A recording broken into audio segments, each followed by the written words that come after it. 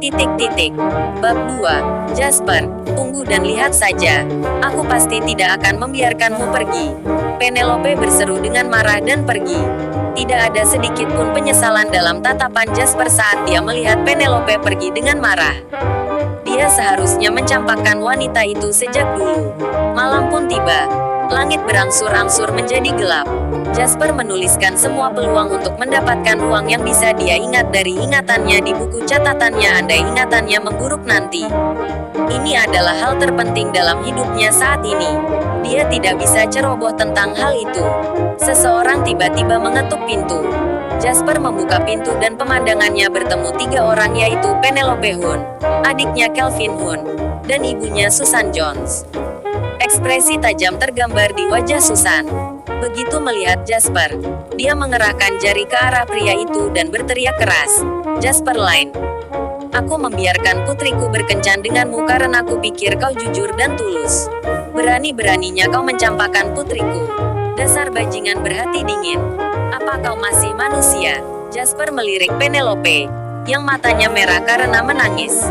"Aku putus dengannya secara baik-baik. Tolong jaga mulutnya tetap bersih," katanya dengan tenang. "Omong kosong sialan." Calvin Hun meraung marah. Dia menunjuk Jasper dan berteriak, "Lihat betapa pilu tangis kakakku.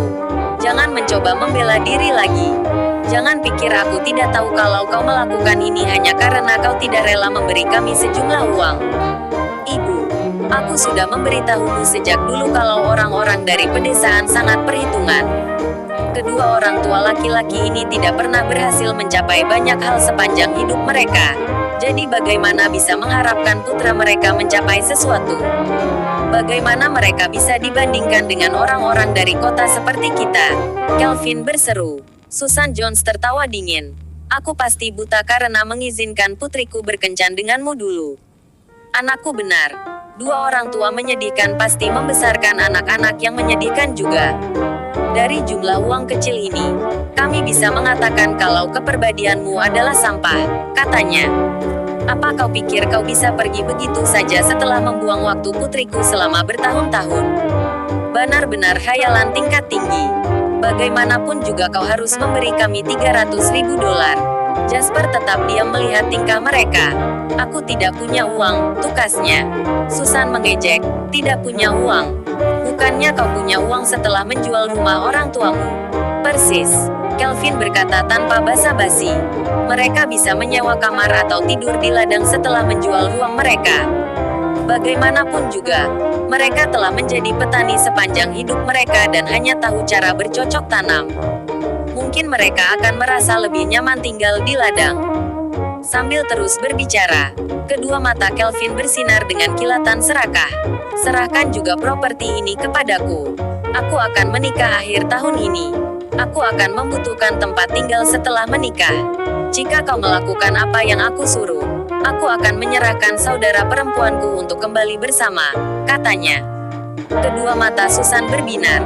Setelah insiden itu, putranya tidak hanya membayar biaya kompensasi sebesar $300.000, tetapi dia juga harus menikahi gadis itu. Putranya khawatir karena dia tidak punya rumah sendiri. Bukankah ada sebuah properti tepat di depan mata mereka saat ini? "Ya, properti ini sepertinya tempat yang cukup bagus untuk ditinggali Calvin setelah dia menikah," kata Susan senang. Jasper menertawakan rencana ibu dan anak yang serakah ini. "Rencana yang sangat bagus. Kau tidak hanya ingin aku menjual rumah kedua orang tuaku, tetapi kau juga menginginkan rumah ini. Kedua orang tuaku menghabiskan semua tabungan mereka untuk membeli rumah ini setelah aku menikah. Kau benar-benar idiot," Calvin berkata dengan tidak sabar. "Jika ibuku dan aku tidak setuju, siapa lagi yang mau menikah dengan anak desa yang malang seperti kamu? Untuk apa kau masih menginginkan rumah ini? Bukankah rumah ini untuk dirimu dan istrimu tinggali? Kau bisa mengungkapkan ketulusanmu dengan memberikan rumah ini kepadaku sebagai hadiah pernikahan darimu untukku." Saat ini, Penelope mulai berbicara juga. "Itu benar, Jasper. Calvin satu-satunya saudara laki-lakiku. Kita selama ini telah bekerja sangat keras hanya untuknya, bukan begitu? Dengarkan mereka sekarang. Hubungi kedua orang tuamu dan minta mereka menjual rumah mereka. Lalu serahkan properti ini kepada saudaraku besok saat kau pergi bekerja. Jika kau melakukan apa yang aku minta, aku bisa memaafkanmu dan akan setuju menikah denganmu. Apa kalian sudah gila? Jasper menatap mereka bertiga dengan dingin. Apa aku berhutang sesuatu pada keluargamu? Atau apa aku tidak memberitahu Penelope dengan cukup jelas sore ini? Aku menyuruhnya untuk kenyah. Aku sekarang menyuruh kalian bertiga untuk kenyah juga. Penelope dan aku tidak menjalin hubungan lagi. Apa hak kalian menyuruh-nyuruh aku? Jasper bertanya. Kata-kata Jasper membuat Susan semakin marah. Dia menatap Jasper dengan tajam dan menggertakkan giginya. Kau benar-benar bajingan yang tidak tahu berterima kasih. Bajingan sialan. Susan berteriak. Jasper lain. Penelope menjerit. Lihat betapa dirimu telah membuat ibu marah. Minta maaf sekarang juga. Apa kau ingat apa yang kau katakan kepadaku saat mengejar-ngejar aku dulu?